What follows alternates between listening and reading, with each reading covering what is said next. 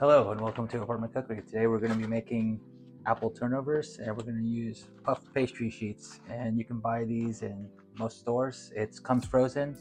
All you have to do is defrost it and you'll get about 8 turnovers, and then we're going to use 3 apples, and it really doesn't matter what kind of apples. I'm using Fuji apples today, and you can use whatever apples you like.